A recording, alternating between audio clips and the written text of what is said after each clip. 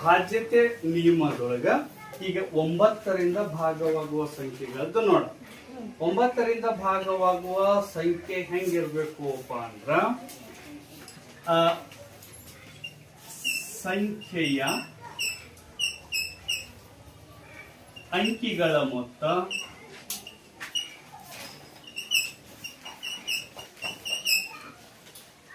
ಒಂಬತ್ತರಿಂದ ಭಾಗವಾಗಬೇಕು.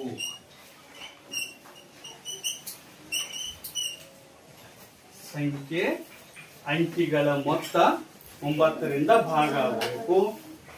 ಅಲ್ಲಿ ನೋಡ್ರಿ, ಇಲ್ಲಿ ಒಂದು ಉದಾಹರಣೆ ನೋಡ್ತೀರಿ. 2, 3, 4, 5 ನೋಡ್ಕೊಳ್ಳಿ. 2, 3, 5, 5, 4, 9, 9, 5, 14, 14, 4, 18. ಹೌದಾ? 18 ಅವಾಗ 18 9ರಲ್ಲಿ ಸೇರ್ ಹೋಗ್ತೈತಿ. ಹೌದಾ? ಈಗ 9 9 18 ಅಂತೇಳಿ 9ರಿಂದ ಭಾಗ ಆಗ್ತೈತಿ. ಈಗ 2, 3, 5, 5, 4, 9, 9, 5, 14, 18. 18 9ರಿಂದ ಭಾಗ ಹೋಗ್ತೈತಿ. ಅಂದ್ರ ಈ ಸಂಪೂರ್ಣ ಸಂಖ್ಯೆ ನಿಶೇಷವಾಗಿ ಭಾಗ ಆಗ್ತೈತಿ. ಇನ್ನು 9ರಿಂದ ಭಾಗ ಹೋಗುವ ಸಂಖ್ಯೆ 3ರಿಂದಲೂ ಭಾಗ ಹೋಗ್ತೈತಿ. 9ರಿಂದ ಭಾಗವಾಗುವ ಸಂಖ್ಯೆ 3ರಿಂದಲೂ ಹೋಗ್ತೈತಿ. ಈಗ 9 9. ಇಲ್ಲಿ 9 2 18. ಎಷ್ಟು ಉಳಿತು? 5 ಉಳಿತು. 54 ಆಯ್ತು. 9 ಎಷ್ಟಲೇ 54. 54. ಮುಂದ್ 5 ತಗೊಂಡ್ರಿ. 10 ಗಿಲ್ಲ ಕೂಡ್ರಿ 54 ಆಯ್ತು.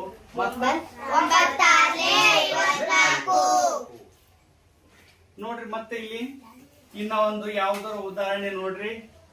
8, 1, 5, 6. 8, 1, 9, 9, 5, 14, 6, 20 ಆಕೈತಿ. ಇದನ್ನೇ 4 ಮಾಡಿದ್ರು. ಹೌದಾ? ಈ ಸತ್ ಒಂದ್ ಸಂಖ್ಯೆ 8, 1, 9, 5, 14, 4, 18 ಆದಾಗ ಇದು 9ರಿಂದ ಭಾಗ ಆಕೈತಿ. ಇದು 9ರಿಂದ 9 81.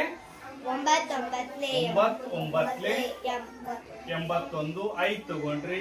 10 ಗಿಲ್ಲ ಪೂಜಿ 9. ಈ ರೀತಿ ಏನಕ್ಕೈತಿ? ನಿಶೇಷವಾಗಿ ಭಾಗ ಹೋಗ್ತೈತಿ. ಏನು ಬಾಧ್ಯತೆ ನಿಯಮ ಏನಿಲ್ಲಿ? ಸಂಖ್ಯೆಯ ಅಂಕಿಗಳ ಮೊತ್ತ 9ರಿಂದ ಭಾಗ. ಸರಿನಾ? ಅರ್ಥ ಆಯ್ತಾ? ಸರಿ. ಭಾಗವಾಗುವ ಸಂಖ್ಯೆಗಳು ಇದು ಸರಳ ಐತಿ. 10ರಿಂದ ಭಾಗವಾಗುವ ಸಂಖ್ಯೆಯ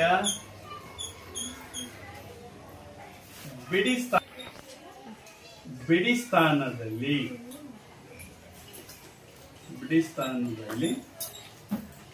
0 ಇರಬೇಕು. 0 ಇರಬೇಕು.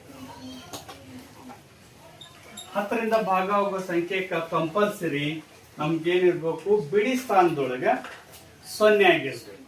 ಇಲ್ಲಿ ಉದಾಹರಣೆ ನೋಡ್ರಿ. ಈ ಯಾವುದೇ ಸಂಖ್ಯೆ ತಗೋರಿ. 3 ಇತ್ತಂದ್ರ 34, ಇದು 0. ಈಗ 53 0.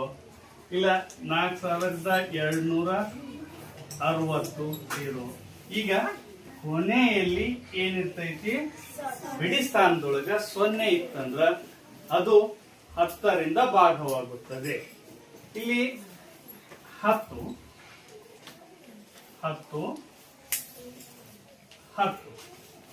ಈ 0 ಹೋಯ್ತು, ಈ 0 ಮುಗೀತು.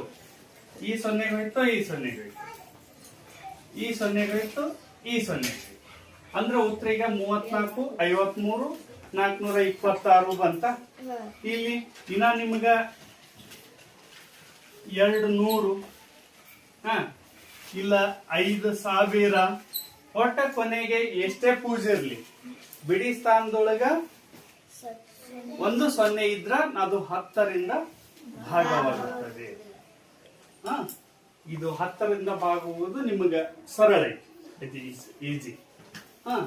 ಇನ್ನ ಇದು ಆಗಿಂದ ನೆಕ್ಸ್ಟ್ ಮುಂದ 11ರಿಂದ ಭಾಗವಾಗುವ ಸಂಖ್ಯೆ. 11ರಿಂದ ಭಾಗವಾಗುವ ಸಂಖ್ಯೆಗಳು. 11ರಿಂದ ಭಾಗವಾಗುವ ಸಂಖ್ಯೆಗಳು ಹೆಂಗಿರ್ತಾವಪ್ಪ ಅಂದ್ರ 11ರಿಂದ ಭಾಗವಾಗುವ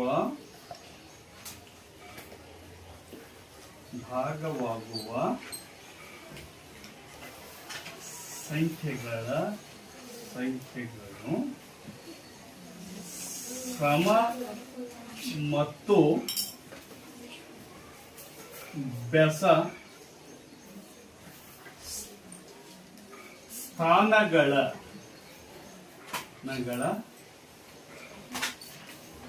ಮೊತ್ತ ಒಂದೇ ಆಗಿರಬೇಕು ಅಥವಾ ವ್ಯತ್ಯಾಸ 0 ಇರಬೇಕು. ಅಂದ್ರೆ ಏನಿಲ್ಲಿ ಸಮ ಮತ್ತು ಬೆಸ ಸ್ಥಾನಗಳ ಅಂಕಿಗಳ ಮೊತ್ತ, ಸಮ ಮತ್ತು ಬೆಸ ಸ್ಥಾನಗಳ ಮೊತ್ತ ಅಲ್ಲಿ ಏನಾಗಿರ್ತದ, ಒಂದೇ ಆಗಿರ್ತದ. ಹೆಂಗಪ್ಪ ಇಲ್ಲಿ ಉದಾಹರಣೆ,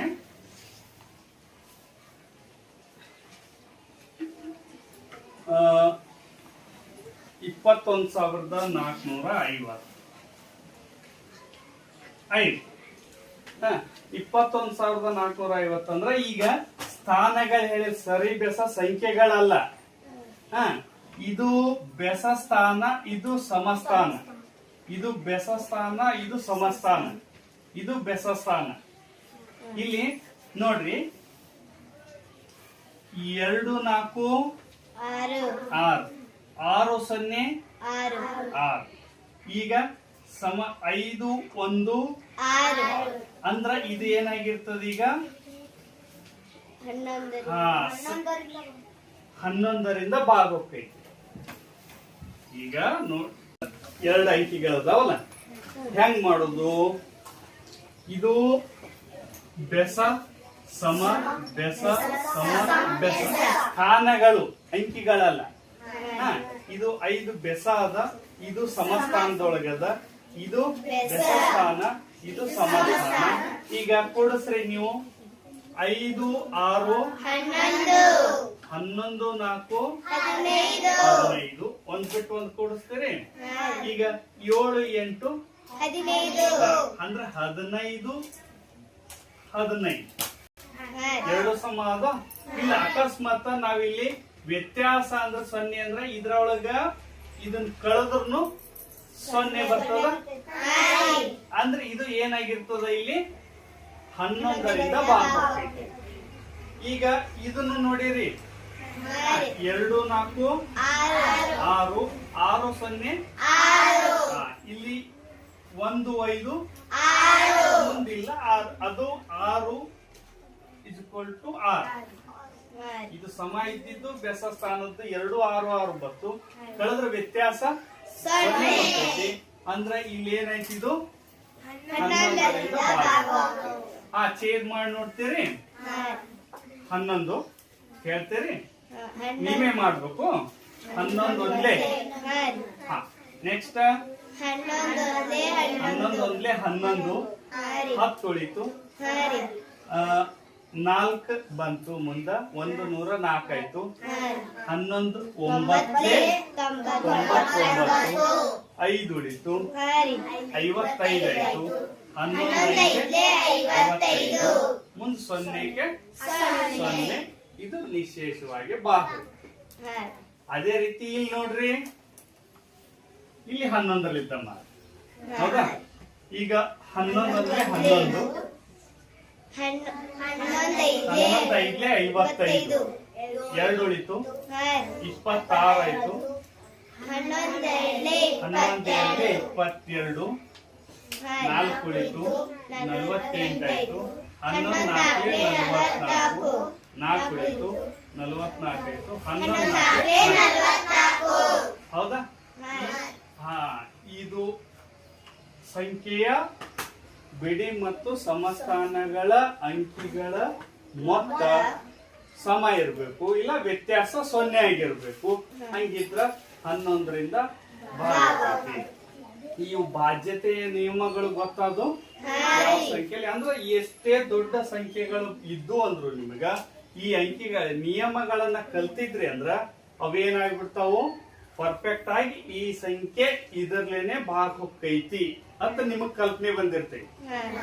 ಅಲ್ಲಿ ಸಂಖ್ಯೆಯ ಅಂಕಿಗಳನ್ನ ಕೂಡ್ಸೋದು ಬರ್ತೈತಿ, ಎಷ್ಟರಿಂದ ಭಾಗ ಹೋಗೋದು, ಕೊನೆಯ 3 ಅಂಕಿಗಳದ್ದು.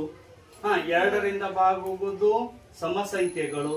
ಇನ್ನ 9ರಿಂದ ಭಾಗವಾಗುವ ಸಂಖ್ಯೆ 2ರಿಂದಲೂ ಇದು 3 ಮತ್ತು 6ರಿಂದಲೂ ಭಾಗ ಹೋಗ್ತೈತಿ, ಹೌದಾ? ಮತ್ತೆ 9ರಿಂದ ಭಾಗವಾಗುವ ಸಂಖ್ಯೆ 3ರಿಂದಲೂ ಭಾಗ ಹೋಗ್ತೈತಿ. ಇಷ್ಟು ಗೊತ್ತಿರ್ಬೇಕು. ಅಧ್ಯಾಯ ಯಾವ್ದು ಬರ್ತೈತಿ ಈಗ? ಅಪವರ್ತ್ಯ ಮತ್ತು ಅಪವರ್ತನಗಳು. ಅಪವರ್ತ್ಯ ಮತ್ತು ಅಪವರ್ತನಗಳನ್ನ ಮುಂದಿನ ಕ್ಲಾಸ್ನೊಳಗೆ ನಾವು ತಿಳಿಸ್ಕೊಡೋಣ.